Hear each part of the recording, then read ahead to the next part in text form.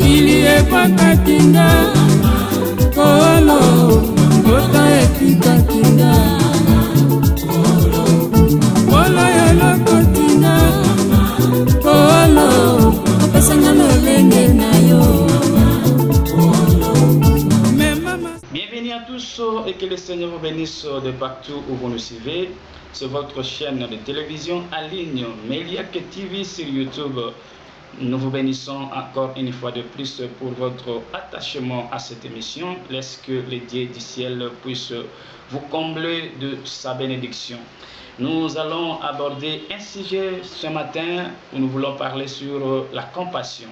Je commence d'abord par le livre de Job, au chapitre 6e, le verset 14. Et par après, nous allons lire Psaume chapitre 34, le verset 20 jusqu'au verset 21. Job chapitre 6, le verset 14e nous dit ceci. L'homme désespéré a droit à de la compassion de la part d'un ami. Oui, même s'il cessait de révérer le Tout-Puissant. Je prends Psaume au chapitre 34, comme je venais de le dire, et je suis dans le verset 20 jusqu'au verset 21. Je lis la Bible au nom de Jésus-Christ de Nazareth. Le juste doit passer par beaucoup de souffrances, mais l'Éternel l'en délivre toujours. Il veille sur ses eaux, aucun d'eux n'est brisé. Je vais prier le Seigneur. Père très saint, nous te disons merci pour cette opportunité que tu viens de nous accorder afin que nous puissions partager ta parole auprès de ton peuple. Donne l'entendement meilleur, la compréhension de ce message et laisse que tout chacun de nous, Seigneur de partout, puisse recevoir la bénédiction de ta part à travers ce message. Au nom de Jésus-Christ de Nazareth, nous te prions ainsi et nous disons Amen. Encore une fois de plus, que le Seigneur vous bénisse. Votre serviteur de Dieu, apôtre Robert Echaïto, est toujours à la présentation de ce message. Nous voulons parler sur la compassion. Ce sujet va nous prendre au moins 3 ou 4 parties, et parce que notre souci est de partager avec vous la pensée de Dieu à travers ses Écritures. Là où nous venons de lire, c'est la déclaration de Job. Qui est d'ailleurs Job? Job était un homme qui vivait dans un pays qu'on appelle Hit. C'est juste au sud d'Édom, vers ou à côté de la mer Morte. Cet homme de Job, selon la Bible, était celui dont Dieu avait témoigné que parmi tous les habitants de l'Orient, parmi tous les habitants de ce pays, parmi tous les habitants de cette contrée, Job était un homme intègre, juste et fidèle, craignant Dieu. Ça, c'est le témoignage de Dieu. J'aime le témoignage de Dieu plus que le témoignage des hommes. Bien-aimés dans le Seigneur, vous devez comprendre que dans la vie chrétienne, il est très important que Dieu lui-même, ou soit les Écritures de la Bible, te témoignent, que les hommes te témoignent. Parce que le témoignage des hommes parfois est lié à l'apparence, à ce qui se voit à l'œil nu. Mais le témoignage de Dieu ne dépend pas de l'apparence, cela vient du cœur, parce qu'il est celui qui sonde le cœur et le rein de tout chacun de nous. Lorsque Dieu arrive à témoigner quelqu'un, bien aimé, j'aimerais bien insister là-dessus que le témoignage de Dieu est un vrai témoignage. Laisse que Dieu te témoigne. Laisse que Dieu déclare que oui, c'est mon fils. Laisse que Dieu le seul arrive à déclarer que oui, c'est mon serviteur qui est en train de me servir selon ma parole, selon ma volonté. C'est une très bonne chose. Ne te limite pas seulement au témoignage des hommes. Ici, Job a été témoigné par Dieu que c'était un homme intègre, fidèle, digne devant lui. Mais un jour, Dieu avait donné la permission à celui qu'on appelle le Satan pour frapper cet homme juste, intègre de Dieu par la souffrance. Il était question pour lui, Satan, de toucher seulement le corps, la chair de Job et non son âme. Ça veut dire, Satan pouvait frapper Job de toutes sortes de souffrances, mais il ne pouvait jamais tuer, neutraliser Job complètement. Ça veut dire son âme sera bien gardée et protégée par Dieu. C'est pendant cette période de la souffrance que Job a tenu ses propos. Bien-aimés dans le Seigneur, suivez-nous très bien par l'amour du Seigneur, parce que ici nous voulons juste parler de la compassion de celui qui souffre, mais celui-là était un ami. C'est très important. Je viens de le dire que Job était maltraité, frappé par Satan, mais par la permission de Dieu lui-même. Moi, j'ai toujours dit que la souffrance pour la vie d'un enfant de Dieu n'est pas éternelle. La souffrance, c'est passagère. Pourquoi? Parce que notre Dieu va intervenir à la dernière minute ou soit à la dernière position. Enfant de Dieu, ne prends pas la souffrance comme si ta vie continuelle. Ne prends pas la souffrance comme si une vie que Dieu a mis à ta disposition. Non.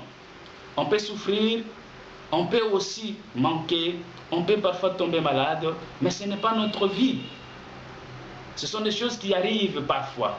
Et pas forcément parce qu'on a péché, pas forcément parce qu'on est infidèle devant Dieu, mais parfois cela nous arrive par la volonté de Dieu, par la permission de Dieu lui-même. C'est ce qui est arrivé en cet homme de Job ici. C'est Dieu lui-même qui a donné la permission à Satan de souffrir Job, de toucher à sa chair, à sa peau, voire même à ses biens ou à sa famille.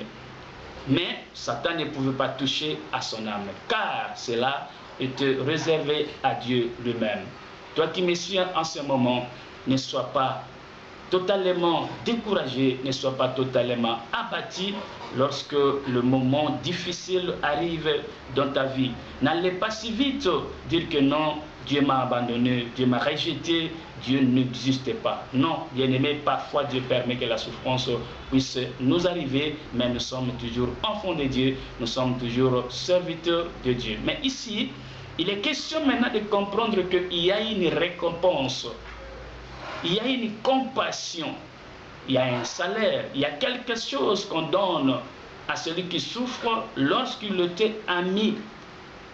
Parce que ici, Job déclare que celui qui souffre a droit à la compassion de son ami. D'abord, j'aimerais bien vous faire comprendre que la compassion est un droit. La compassion, selon Job, ici, est un droit de celui qui souffre. Mais qui est celui qui souffre? Qui est celui-là qui souffre? Job dit un ami. Lorsqu'on parle d'un ami, ça veut dire qu'il y a quelqu'un qui est quelque part et celui-ci s'est fait ami de lui. Et voilà maintenant, pendant la souffrance, pendant le moment difficile, celui-ci déclare que non, j'ai quand même droit à la compassion de mon ami qui est peut-être de quelque part. Et Job va plus loin même pour dire que même si celui-ci abandonnerait la crainte du Tout-Puissant, mais il a droit à la compassion de son ami. Ce qui veut dire la compassion ici, selon ce contexte, est un droit d'un ami.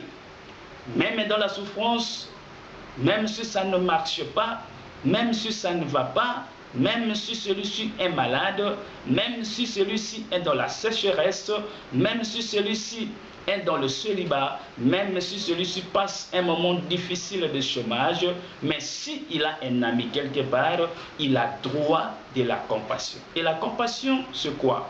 La compassion, d'une autre manière, c'est une récompense. C'est quelque chose qu'on donne à celui qui avait fait du bien à quelqu'un. C'est un signe de reconnaissance, bien-aimé. Tu as fait du bien à quelqu'un et de retour, celui-là te donne quelque chose comme un cadeau, comme un mérite. Ce n'est pas quelque chose qu'on donne gratuitement, ce n'est pas une faveur, mais c'est un mérite. Cette histoire de Job que nous voulons aborder, nous allons parler de cela dans 3 ou 4 dimensions. Je sais que cette déclaration est aussi une révélation, que nous allons comprendre beaucoup de choses cachées dans cette pensée, dans cette déclaration de Job. Et aussi, nous allons nous exhorter doctrinalement de ce que Job dit Et pourquoi pas aussi, nous allons aborder une dimension prophétique par rapport à ce que Job a dit. Mais commençons d'abord par l'exhortation. Je vais te rappeler une seule chose, qu'un jour, Jésus-Christ avait dit à ses disciples que désormais, je ne vous appelle plus mes serviteurs, mais je vous appelle amis. Vous savez pourquoi? Parce qu'un serviteur ne sait pas ce que fait son maître, mais un ami est celui qui a la connaissance de tout ce que fait son maître. Il a la connaissance de tout ce que le maître sait et fait. Autrement dit, il est aussi comme son maître. Et c'est celui-là qui est maintenant ami et il n'est plus serviteur. Un serviteur, il peut connaître ou pas, il n'a pas droit. Mais un ami, selon ce que Jésus-Christ lui-même avait déclaré, Jésus-Christ avait dit clairement qu'un serviteur ne connaît pas tout ce que fait son maître. Mais un ami connaît. Et là, je vois d'abord les hommes de Dieu qui sont considérés aujourd'hui comme les amis de Jésus-Christ parce qu'ils ont la connaissance totale de cet homme de Jésus-Christ. Ils ont la connaissance approfondie. Dieu ne peut jamais cacher quelque chose à ses serviteurs. Depuis les temps anciens, souvenez-vous, Dieu avait dit, il ne peut pas faire quelque chose sans pour autant révéler à ses serviteurs, le prophète. Par là, nous comprenons que les hommes de Dieu, les serviteurs de Dieu, les prophètes de Dieu sont considérés devant Dieu comme les amis de Dieu et non les serviteurs. Aujourd'hui, vous nous appelez serviteurs, oui, parce que nous servons Dieu pour vous. C'est devant vous que nous sommes serviteurs de Dieu. Mais devant Dieu, nous sommes amis de Dieu. Vous savez pourquoi? Parce que nous connaissons le secret de Dieu. Un homme de Dieu, c'est celui qui connaît tous les secrets de Dieu. Un homme de Dieu, c'est celui qui connaît Dieu à travers les Écritures, à travers la parole. Un homme de Dieu, c'est celui qui connaît la pensée de Dieu cachée dans ses Écritures. Un homme de Dieu n'est pas ignorant de la Bible. C'est malheureux aujourd'hui, on peut constater, on peut remarquer aujourd'hui qu'il y a de ceux-là qui sont appelés hommes de Dieu, ministres de Dieu, mais qui ne savent même pas la pensée de Dieu cachée dans les Écritures. Ils ne savent même pas comment interpréter exactement, fidèlement la parole de Dieu. Là, tu n'es pas ami de Dieu. Mais un ami de Dieu, selon ce que Christ lui-même a déclaré devant ses disciples, c'est celui qui connaît tout ce que fait son maître. Un homme de Dieu, c'est celui qui a la connaissance. Voilà pourquoi dans Osée, la Bible est claire. Il nous est dit que nous sommes obligés d'avoir la connaissance. Parce que celui qui n'a pas la connaissance de la parole de Dieu, celui qui n'a pas la connaissance de Dieu, sera dépouillé du sacerdoce de Dieu. Le sacerdoce de Dieu aujourd'hui n'a pas besoin des ignorants, moins encore des illettrés, si vous le voulez. Le sacerdoce a besoin des intellectuels. Le sacerdoce de Dieu aujourd'hui a besoin de ceux qui ont la connaissance. Et la connaissance dont j'ai dit ici, c'est la connaissance de toutes choses. Non seulement la connaissance de Dieu. Parce qu'aujourd'hui, bien aimé dans le Seigneur, un homme de Dieu est celui dont les gens viennent devant lui pour recevoir la connaissance, le savoir. En toutes choses, moi j'ai toujours dit, un homme de Dieu ne peut pas être un bourrique. Un homme de Dieu ne peut pas être un homme comme ça. Un homme de Dieu doit être un intellectuel, un homme sage, un homme plein de la connaissance. Bien sûr, on peut souligner sur la connaissance des Écritures, de la pensée de Dieu cachée dans les Écritures. Parce que notre Dieu parle tantôt d'une manière ou d'une autre. Mais il est donné aux hommes de Dieu d'interpréter fidèlement, exactement la pensée de Dieu dans les Écritures. Celui qui n'a pas la connaissance est dépouillé du sacerdoce de Dieu. On ne peut pas trouver un homme de Dieu, un sacrificateur ignorant dans le sacerdoce. Mais non, le livre d'Osée est clair. Celui qui ne veut pas la connaissance est chassé du sacerdoce de Dieu, est dépouillé du sacerdoce de Dieu. J'aimerais ici d'abord vous parler de qui est ami. Et c'est celui-là qui a la compassion comme un droit. C'est son droit. qu'il lui plaît qu'il neige, lorsqu'il y a un problème, lorsqu'il y a une difficulté, lorsque ça ne marche pas, celui-là a droit d'une compassion de son ami, simplement parce qu'il connaît tout ce que son ami fait. L'ami dont je parle ici, on peut parler d'un maître, et vous êtes sans ignorer que le véritable ami, le véritable maître ici, c'est le Seigneur Jésus-Christ. Celui l'ami qui récompense, celui l'ami qui donne la compassion, qui donne le salaire, qui donne le prix à celui qui souffre, parce que celui-là avait fait amitié avec lui, parce que celui-là avait accepté de recevoir sa connaissance. Bien-aimé dans le Seigneur, moi je l'ai toujours dit, opérer des miracles, oui c'est bon, mais si tu n'as pas la connaissance de la parole de Dieu, si tu n'as pas la connaissance de ce Dieu-là, que tu te sous-entends de faire de miracles en son nom, c'est zéro. C'est là où aujourd'hui, beaucoup de miracles sont mal interprétés. Beaucoup de miracles aujourd'hui ont l'origine diabolique simplement parce que ceux qui opèrent ce miracle-là n'ont pas la connaissance véritable de Dieu. Aucun miracle ne peut être opéré au nom de Jésus-Christ lorsque celui qui opère ce miracle n'a pas la connaissance véritable de ce Jésus-Christ. Accepter d'être enseigné d'abord par Dieu, accepter de recevoir la vraie connaissance de Dieu, je vais dire d'une autre manière, accepter de croire au véritable message, accepter d'avoir la connaissance de la saine doctrine.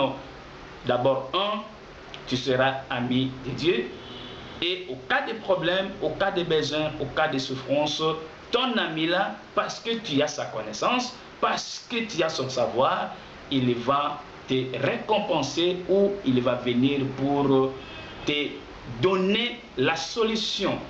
Cela n'est pas limité seulement aux hommes de Dieu, mais pour tous les enfants de Dieu. Tout celui qui a crié au Seigneur Jésus-Christ comme son Dieu et Sauveur, il est devenu ami de Jésus-Christ. Il a aussi droit à la compassion de son ami Jésus au moment de la souffrance, au moment de douleur, au moment de problèmes, au moment de difficultés.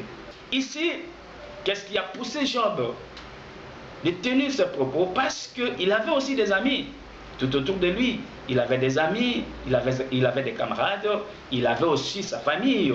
Mais pendant la période de la souffrance, tous les amis de Job l'ont abandonné, l'ont laissé. Au contraire, ils ont commencé à parler mal contre Job. Ils ont commencé à condamner Job, à juger Job, en disant que non, une telle souffrance, un tel malheur ne peut pas arriver sur un juste comme toi. Il faut qu'il y ait un péché en toi. Les amis de Job, selon eux, disaient que non, Job a péché. Il n'est plus fidèle à Dieu. Il n'est plus intègre comme Dieu lui avait témoigné. Il a péché, voilà pourquoi la souffrance lui est arrivée. Ils ont oublié que dans Psaume, là où nous venons de lire, David dit: le malheur atteint souvent les justes. Le malheur peut atteindre un juste, infidèle, un intègre. Celui qui craint Dieu, le malheur peut lui atteindre, bien-aimé. C'est la déclaration de la Bible. Mais ce qui est important, David dit à la fin: l'Éternel l'en délivre toujours. Aucun de ses os ne sera brisé. C'est ça Job. Job est tenté par une souffrance provenant du diable s'entend, mais par la permission de Dieu, je l'avais dit tout au début, mais parce qu'il était un intègre, infidèle devant son Dieu, vous allez comprendre qu'à la fin de toutes choses, aucun de ses os ne te brisait. Il était récompensé par Dieu, la compassion de Dieu était sur lui, selon même sa prière ou sa déclaration ici. David dit: le malheur peut atteindre est juste, mais l'Éternel l'en délivre toujours. Les amis de Job croyaient que une fois qu'on est intègre devant Dieu, une fois qu'on est croyant, une fois qu'on est pasteur, une fois qu'on est enfant de Dieu, une fois qu'on est ami de Dieu, les souffrances ne peuvent en aucun jour nous approcher. Non. Ça, c'est une mauvaise réflexion. Ici, enfants de Dieu, comprenez que le malheur, la souffrance peut arriver. Des moments difficiles peuvent arriver dans ta vie, bien que chrétien, non. Mais cela ne signifie pas absolument que tu as péché. Cela ne signifie pas absolument que tu es devenu pécheur ou Dieu t'a abandonné totalement. Mais ce sont des moments difficiles. Ce sont des choses qui peuvent nous arriver momentanément. J'avais dit au début que ce sont des choses passagères. La souffrance pour la vie d'un enfant de Dieu est quelque chose de passager. Parce que Dieu viendra. C'est là où Job déclare aussi quelque part que mon rédacteur est vivant et il se levera le dernier. Que le Seigneur vous bénisse. Nous allons continuer à la deuxième partie. Nous vous aimons beaucoup par l'amour du Seigneur. Écrivez-nous sur notre page Facebook. Vous tapez seulement Apôtre Robert Echaïto. C'est notre page Facebook. Là, vous allez aussi trouver toutes nos prédications et tous nos enseignements. Nous avons besoin de vos suggestions, vos conseils, même vos prières.